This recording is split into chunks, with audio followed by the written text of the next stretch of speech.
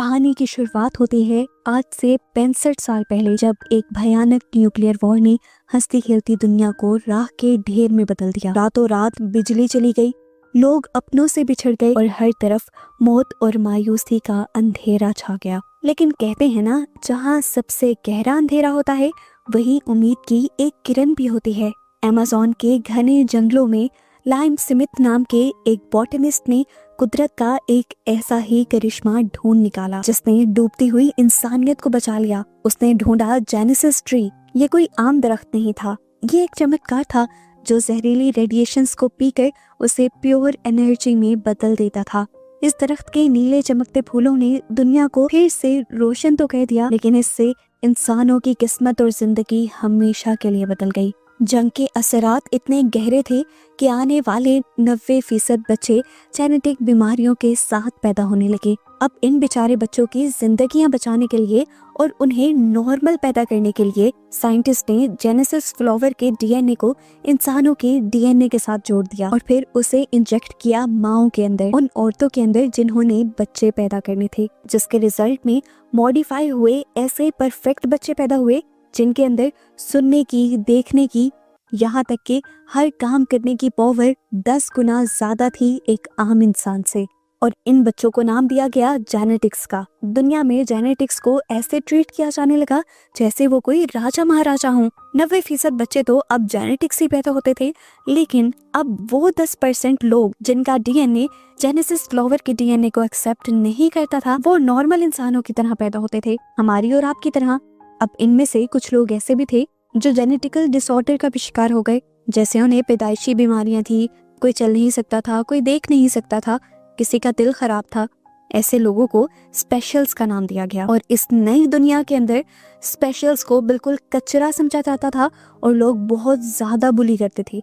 इन्हें अगर काम वगैरह भी मिलता था तो बस मेहनत मजदूरी का। खैर, फाइनली अब हमें इस नई दुनिया के जेनेसिस इंस्टीट्यूट को दिखाया जाता है जहाँ ये पावरफुल ट्रीज रखे जाते हैं। यहाँ हम लियोन से मिलते हैं जो कि व्हील चेयर पर है और इस इंस्टीट्यूट में साफ सफाई का काम करता है, और उसके साथ है एक 12 साल की लड़की क्लोई जो इस इंस्टीट्यूट में स्टूडेंट बनकर फील्ड ट्रिप में आई है। पर पता चलता है कि लियोन और क्लोई आपस में मिले हुए हैं और यहाँ पर चोरी करने के इरादे से आए हैं। चोरी करने के लिए क्लोई टूर गाइड का ध्यान भटकाती है और पीछे से लियोन एक हैकिंग डिवाइस का इस्तेमाल करते हुए एक सिक्योर दरवाजा खोल लेता है। वो मैप चेक करता है और देखता है कि आगे कितने गार्ड्स खड़े हैं। इनसे निपटने के लिए लियोन अपनी पॉकेट से एक छोटा सा रिमोट कंट्रोल चूहा निकालता है और उसे हॉल में भेज देता है। गार्ड्स खिलौने का पीछा करते हैं और जैसे ही उसे उठाते हैं तो वो चूहा स्लिपिंग गैस छोड़ता है, जिससे सभी गार्ड्स वहीं पर बेहोश हो जाते हैं। जिसके बाद लियोन अपने मुंह पर मास्क लगाते हुए लैब के अंदर घुस जाता है।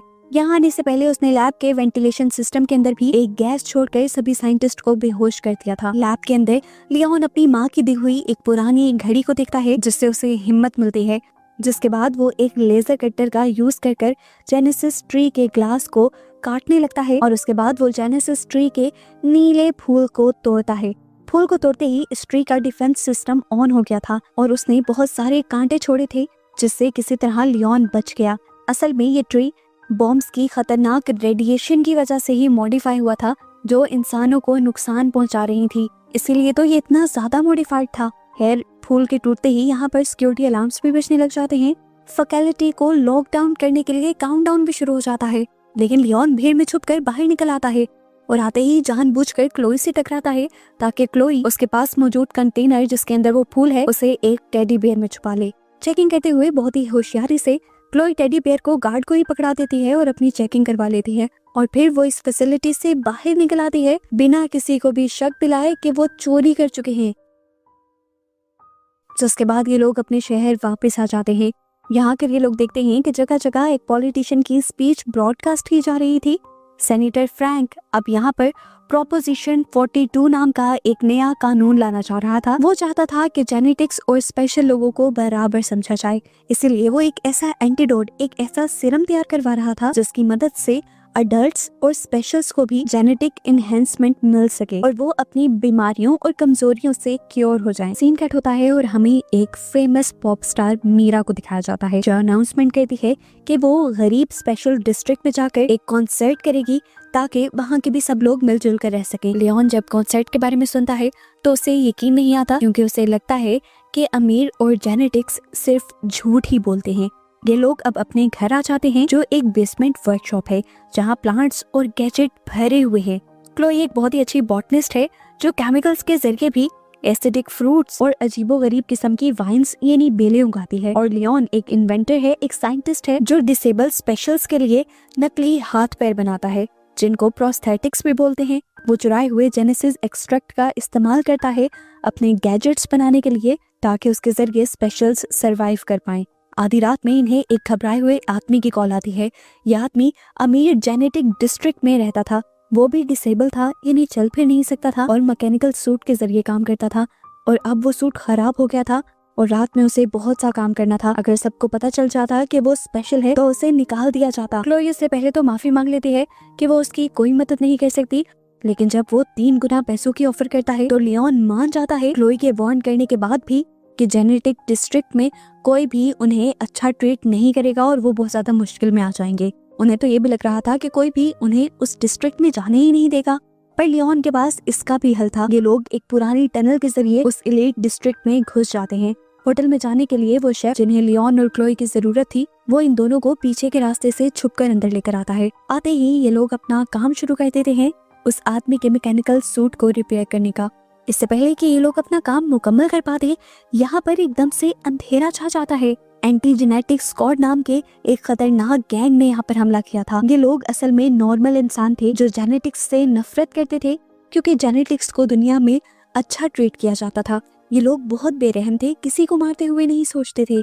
ये लोग उस कुक को भी मार देते हैं और यहाँ पर बहुत ज्यादा तोड़ फोड़ करते हैं। इस टाइम क्लोई और लियोन छुप चुके थे, लेकिन उन्हें भी बचकर यहाँ से निकलना था, पर पीछे का दरवाजा बंद हो चुका था। ऐसे मुश्किल वक्त में लियोन को एक बड़ा फैसला लेना पड़ता है। वो मरे हुए कुक का मैकेनिकल सूट उठाकर खुद पहन लेता है। इतने में ये गैंगस्टर्स भी अब किचन में आ चुके थे और किचन में आकर ये लोग अपने किसी प्लान के बारे में बात कर रहे थे, जिस प्लान को इन्हें कल एग्जीक्यूट करना था। किसी खास जगह पर बॉम्ब लगाने की और किसी खास आदमी को मारने की प्लानिंग कर रहे थे ये। इनकी बातें करते हुए उनके हाथ से एक पेपर भी नीचे गिर जाता है, जिन्हें क्लोई उठा लेती है। अचानक ही लियोन के पहने हुए सूट में गड़बड़ होती है, जिसकी वजह से लियोन एक मेटल काउंटर पे गिर जाता है। ऐसे गैंग वाले भी उसे देख लेते हैं और इससे पहले वो उसके ऊपर हमला कर देते। अपने आप को बचाने के लिए यहाँ पर मौजूद सारी चीजें लियोन इन गैंगस्टर्स के ऊपर गिरा देता है और फिर इसी मैकेनिकल सूट की पावर्स का इस्तेमाल करते हुए पीछे का दरवाजा जोर लगाकर खोलकर ये दोनों यहाँ से भाग निकलते हैं। घर तो ये सेफली पहुंच चुके थे। इन्हें लगा था कि ये मुश्किल से निकल आए, पर ऐसा नहीं था। होटल के सीसीटीवी फुटेज में इन दोनों की पिक्चर आई थी। अब एंटी जेनेटिक्स गैंग ने तो मास्क लगाया हुआ था। पुलिस को लगा कि यही दोनों यानी लियोन और क्लोई ही उस गैंग के लीडर हैं। ऐसे बिना कोई जुर्म किए ये क्रिमिनल्स बन चुके थे। अब न्यूज में ही पुलिस की स्पेशल फोर्स हेड का इंटरव्यू भी चल रहा था। लियोन ये देखकर हैरान रह गया कि ये इंसान उसी गैंग का लीडर था जिसने कल रेस्टोरेंट पर हमला किया था, और इस आदमी को उसने खुद रेस्टोरेंट में देखा भी था। साफ मतलब था कि पुलिस का हेड ही ये टेररिस्ट गैंग चला रहा था। क्लोई अब उस चुराए हुए कागज को देखती है। वो मीरा के कॉन्सर्ट का फ्लायर है जो कि स्पेशल डिस्ट्रिक्ट में होने वाला है। ये देखकर ये दोनों समझ आते हैं कि गैंग जरूर कॉन्सर्ट पर हमला करेंगे और इल्जाम स्पेशल्स पर लगा देंगे, ताकि प्रोपोजिशन 42 फेल हो जाए और स्पेशल्स को कभी भी इस दुनिया में जेनेटिक्स वाली इज्जत और मकाम दिया ही ना जाए। क्लोई फैसला करती है कि उसे ये सब रोकना चाहिए। ये मिशन सिर्फ उन दोनों को ही नहीं बल्कि उनके पूरे डिस्ट्रिक्ट के सभी स्पेशल लोगों को बचा सकता है। पर लियोन का ख्याल था कि एक छोटी बच्ची और एक लंगड़ा इंसान कुछ ज्यादा नहीं कर सकते, इसलिए वो तो भाग जाने का प्लान करता है।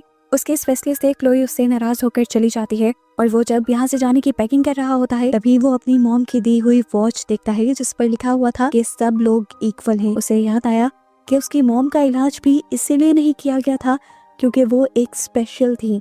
उसे एहसास होता है कि अपने साथ होने वाली इन ज्यादतियों के बाद वो इस तरह पीछे नहीं हट सकता, इसलिए वो घर वापस आकर काम करना शुरू कर देता है। और जैसे ही क्लोई घर वापस आती है तो ये देखकर खुश हो जाती है कि लियोन उससे पहले ही शेफ वाले मैकेनिकल सूट को मॉडिफाई कर रहा था। लियोन ने इस सूट के अंदर बहुत से वेपन्स लगा दिए थे, जबकि क्लोई अपनी बॉटनी स्किल्स का इस्तेमाल करते हुए इसमें बहुत सी बायो वायर्स लगाती है। इन वायर्स के ऊपर एसिडिक फ्रूट उगते हैं जिनसे निकलने वाली गैस दूसरों को बेहोश भी कर देती है और दूसरों को जलाने के भी काम आती है।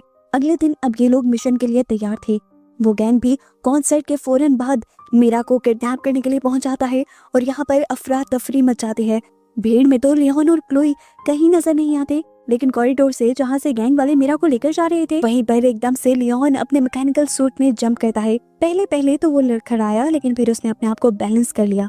गैंगस्टर्स ने जैसे ही उसे देखा तो उसने अपने सूट से एक बटन ऑन किया और उसके पूरे सूट पर पौधे उगाए, और ये था क्लोई की वजह से। ये देखकर गैंग वाले उस पर हंसने लगे, लेकिन फिर लियोन ने दिखाई अपनी सूट की असली ताकत। उसने इन्हीं वाइन्स का इस्तेमाल करते हुए गैंगस्टर्स को झटके लगाए। वाइन्स पर लगने वाले फ्रूट्स की मदद से गैस छोड़कर उन लोगों को अंधा कर दिया, और इससे पहले कि अब वो मीरा को लेकर भाग जाता, यहाँ पर बाकी गैंगस्टर्स आ गए। अब वो इतने ज्यादा थे कि लियोन उनसे लड़ नहीं पाता, और ये लोग लियोन को नीचे गिरा देते हैं और इतना मारते हैं कि उसका सूट भी खराब हो जाता है। सूट के टूटने के बाद अब लियोन भी मर ही जाता, पर ठीक वक्त पर क्लोई एक चोरी की गाड़ी लिए यहाँ आ जाती है और सभी गैंग के लोगों को टक्कर देते हुए लियोन और मीरा को गाड़ी में बिठाते हुए यहाँ से तेजी से निकल जाती है। ये लोग अब लियोन की वर्कशॉप में ही आए थे और इन्होंने अपनी वर्कशॉप के सारे खुफिया दरवाजे बंद कर लिए थे। ये लोग मीरा को सच्चाई बता देते हैं कि उनके ऊपर हमला करने वाली कोई और नहीं बल्कि उन्हीं की सिक्योरिटी करने वाली पुलिस थी। मीरा बताती है कि कल को मुझे सैनिटर से भी मिलना है। ये जानकर लियोन कहता है, मैं पहले ही जानता था। कल इस गैंग ने होटल पर हमला किया, आज यहाँ पर हमला किया, और कल को वो फैमिली प्लानिंग सेंटर में दोबारा आप पर हमला करेगा। लेकिन उनका मकसद आपको मारना नहीं है, उनका मकसद है सैनिटर को मारना, ताकि वो नया कानून ना ला सके, और हमें अब हर हाल में सैनिटर को बचाना होगा। मीरा भी अब उनके साथ इस प्लान में शामिल हो गई थी, और अब अगले दिन ये लोग एक कपल का भेस लेते हुए फैमिली प्लानिंग सेंटर में जाते हैं, और यहाँ पर स्टाफ का ध्यान भटकाने के लिए लियोन मीरा को गाना गाने को कहता है। इतने में यहाँ पर वो गैंगस्टर भी आ गए थे अपना काम पूरा करने के लिए। लियोन तेजी से उनकी तरफ जाता है और अपने सूट में लगे हुए एसिड के जरिए उन सबके मास्क पर हमला कर देता है। सभी के मास्क पिघलने लग जाते हैं, जिसके बाद वो सभी से एक एक कर निपटने लग जाता है। लेकिन पुलिस का हेड जो सबसे ज्यादा ताकतवर था, उसके सामने लियोन टिक नहीं पाता। दोबारा लियोन उससे बहुत ज्यादा मार खाता है और दोबारा ही उसका सूट भी टूट जाता है। आज तो लियोन को लगा था कि वो मर ही जाएगा, लेकिन ठीक वक्त पर यहाँ सैनिटर के गार्ड्स आ जाते हैं जो काफी सारे गैंग के लोगों को शूट कर देते हैं, और बाकी बचा कुचा गैंग यहाँ से भाग जाता है। स्पेशल पुलिस फोर्स का हेड जो कि इस गैंग का भी हेड था, वो भी अपनी असलियत छुपाते हुए यहाँ से भाग निकला था। लियोन ने इतना बड़ा काम किया था, सैनिटर की जान बचाई थी, उल्टा सैनिटर के गार्ड्स ही उसे बुरा भला कहने लग जाते हैं, और इतने में ही यहाँ पर सैनिटर खुद आ जाते हैं, जिन्हें देखकर लियोन कुछ पल के लिए दंग रह जाता है। और यहाँ एक बहुत बड़ा ट्विस्ट रिवील होता है कि लियोन सैनिटर का ही बेटा था। ये सच्चाई जानकर क्लोई को भी शौक लगा था। उसे लगा कि लियोन भी अमीरों का और जेनेटिक्स का हिस्सा है, इसलिए वो भी रोते हुए वहाँ से भाग जाती है। कुछ ही देर में मीडिया पर भी ये खबर वायरल हो गई थी कि सैनिटर के ऊपर हमला हुआ है। सैनिटर का इंटरव्यू लेने के लिए यहाँ पर बहुत से लोग आ जाते हैं, और सैनिटर सबको बताते हैं कि एक हीरो ने, मेरे बेटे ने मुझे बचाया है, जो कि एक स्पेशल है, और यही सबसे बड़ा सबूत है इस बात का कि स्पेशल जेनेटिक्स से कम नहीं और उन्हें इक्वल ही राइट्स मिलने चाहिए। इसके बाद प्रोपोजिशन 42 का वोट ऑलमोस्ट सबकी ही हामी से पास हो जाता है। गवर्नमेंट ये प्रॉमिस करती है कि स्पेशल्स को भी इक्वल राइट दिए जाएंगे और उनके लिए स्पेशल मेडिकल कैंप भी लगाए जाएंगे जहां पर उनका इलाज हो सकेगा। लियोन अब इसके बाद क्लोई को ढूंढने के लिए जाता है, पर क्लोई उसे कहीं नहीं मिलती। वो काफी ज्यादा दुखी हो जाता है और कैंप पे वापस आ जाता है, जहाँ पर अब स्पेशल लोगों का इलाज चल रहा था। यहीं पर सैनिटर उससे मिलते हैं और उससे माफी मांगते हैं अपने किए सभी बुरे कामों की। वो कहते हैं कि तुम्हारी मॉम मेरी गलती की वजह से मारी गई थी और मैं अब वो गलती सुधारना चाहता हूँ। जाने से पहले तुम्हारी मॉम तुम्हारे लिए एक लेटर छोड़ कर गई थी, लेकिन इससे पहले कि मैं हिम्मत करके ये लेटर तुम्हें दे पाता, तुम मुझे ही छोड़कर चले गए। लियोन अकेले में वो लेटर पढ़ता है जहाँ पर उसकी मॉम ने लिखा था कि तुम अपने डैड को माफ कर देना और अपना दिल बड़ा रखना, क्योंकि आखिरकार हम सब बराबर हैं। अब यहीं पर लियोन से मिलने के लिए क्लोई और मीरा आते हैं, और क्लोई लियोन को बताते हैं कि पुलिस हेड अभी तक अरेस्ट नहीं हुआ और वो अभी भी सैनिटर के साथ ही काम कर रहा है। लियोन को ही शक होने लगा था कि कुछ तो गड़बड़ी है। गड़बड़ी के बारे में पता चलाने का काम क्लोई ही करती है, और एक हाईटेक कैमरा से उस लेबोरेटरी के अंदर देखती है जहाँ पर सैनिटर और वो आदमी खड़े थे। इस कैमरा के जरिए इन्हें बहुत ही भयानक हकीकत ये पता चलती है कि वो दोनों असल में दुश्मन नहीं थे बल्कि पार्टनर्स थे, और जो सब इनकी आंखों के सामने हुआ था वो सिर्फ दुनिया की आंखों में झोंकने के लिए एक धोखा था। सैनिटर जो प्रोस्टेट लॉ भी लाना चाहते थे, वो स्पेशल्स की भलाई के लिए नहीं था, वो भी सिर्फ जेनेटिक्स को अपग्रेड करने के लिए था। इन्हें असल में स्पेशल्स के दिमाग से एक स्पेशल किस्म का केमिकल चाहिए था और उसे निकालने के लिए ये सारा ड्रामा रचा जा रहा था। और इन कैंप्स में जो स्पेशल्स इलाज करवाने के लिए आ रहे थे, उनका इलाज करने के बजाय उनके ब्रेन से उस केमिकल को ही निकाला जा रहा था। इस केमिकल को निकालने का प्रोसेस इतना ज्यादा भयानक और खतरनाक होता है कि डोनर की मौत भी हो सकती है। लेकिन फिर भी सेनेटर और बाकी लोगों को कोई परवाह नहीं थी। वो तो चाहते थे कि स्पेशल्स मर ही जाएं और इस दुनिया में सिर्फ जेनेटिक्स ही रहे। उन्हीं की बातों से इन्हें ये भी पता चला था कि ये इस कैंप में सिर्फ एक ही इंसान का इलाज करेंगे और वो था लियोन, यानी सेनेटर का बेटा। वो अब पूरे कैंप पर नजर दौड़ाता है। यहाँ पर जल्दी जल्दी लोग मर रहे थे कि देखकर स्पेशल्स समझ जाते हैं कि उनके साथ धोखा हो रहा है और सभी लड़ने के लिए तैयार हो जाते हैं। एक प्लान के तहत अब लियोन भी ऑपरेशन रूम के अंदर चला जाता है जहाँ पर उसका ऑपरेशन होना था। अपने ब्लैंकेट के नीचे उसने अपना प्रोस्थेटिक सूट छुपाया हुआ था जो उसने रिपेयर कर लिया था। अपने डैड और नर्सिस के यहाँ आते ही वो अपने असल इरादे दिखा देता है और सबसे पहले अपने डैड को ही गर्दन से पकड़ लेता है और उन्हें एक मॉन्स्टर बुलाते हुए एक कमरे में कैद कर देता है।